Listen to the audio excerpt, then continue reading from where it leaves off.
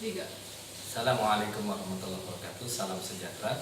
Perkenalkan, saya Didi Zulkarnain. Ini mau presentasikan tentang YKBH.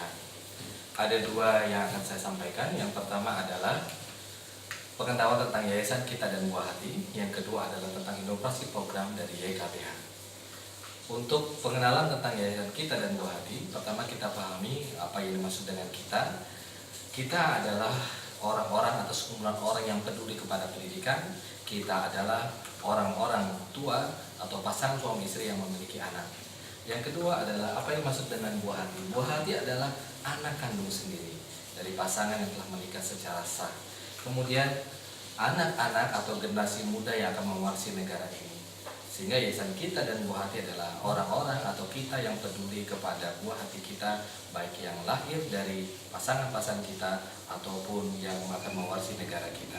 Untuk itulah Yayasan Kita dan Buah Hati memiliki visi dan memiliki misi seperti yang tercantum seperti ini. Dan kegiatan-kegiatannya adalah bagaimana kita mengadvokasi, sosialisasi tentang parenting, workshop, pelatihan, pengasuhan anak, konsultasi anak remaja dan orang tua, program personal remaja, sharing club, pelayanan sekolah, dan pembuatan modul, serta penulisan buku dan menjadi narasumber di berbagai media.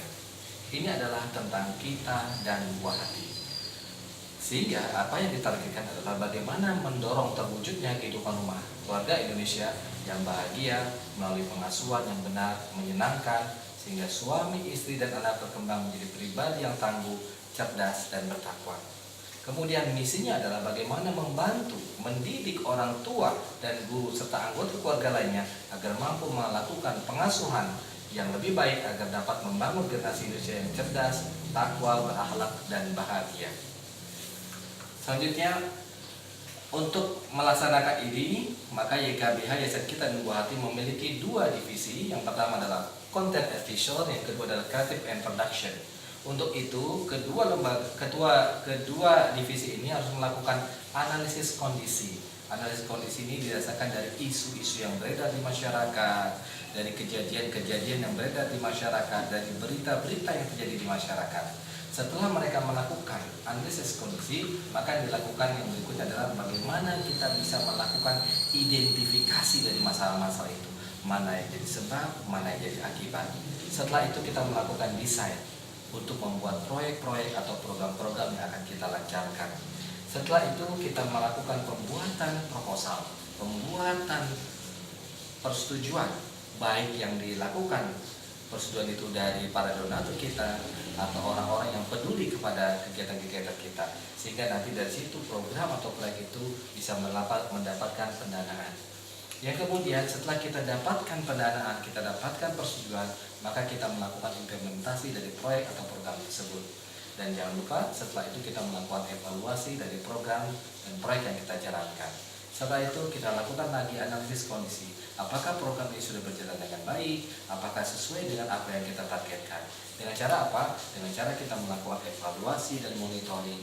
Kemudian jangan lupa kita melaporkan dan mengkomunikasikan dengan seluruh donatur-donatur kita, dengan seluruh orang-orang yang peduli kepada apa yang kita lakukan di Yayasan Kita dan Buah Hati. Nah, untuk itu maka untuk Content and Visual Creative Production ini harus memiliki strategi yang dilakukan oleh YKBH pada dasarnya adalah pertama, bagaimana strategi YKBH menjadi lembaga kemanusiaan. Lembaga kemanusiaan dalam ini adalah yang pertama, bagaimana kita bisa memberikan bantuan kepada individu atau keluarga. Dengan cara apa? Kita membuat parenting gathering, kita membuat parenting class, advokasi parenting, dan membuat rumah konsultasi dan juga seminar-seminar tentang parenting. Tahapan kedua, setelah kita menjadi lembaga kemanusiaan, maka kita akan menjadi lembaga pemberdayaan masyarakat. Kalau ini tadi adalah individu, maka yang berikutnya adalah bagaimana kita melatih masyarakat, lingkungan masyarakat untuk bisa memahami tentang parenting. Dengan cara apa? Pembentukan kelompok masyarakat sadar pendidikan anak. Kemudian kita membuat rumah aman anak dan lain-lain. Tahapan ketiga, setelah kita menjadi lembaga pemberdayaan masyarakat, maka kita membuat lembaga pembuat kebijakan. Targetnya adalah bagaimana kita bisa memberikan masukan buat negara. Nah, kemudian dengan kita membuat kajian-kajian untuk kebijakan politik. Yang terakhir adalah lembaga strategis, sehingga kita bisa mendunia dan kita bisa menjadikan dunia. Demikian, terima kasih. Assalamualaikum warahmatullahi wabarakatuh.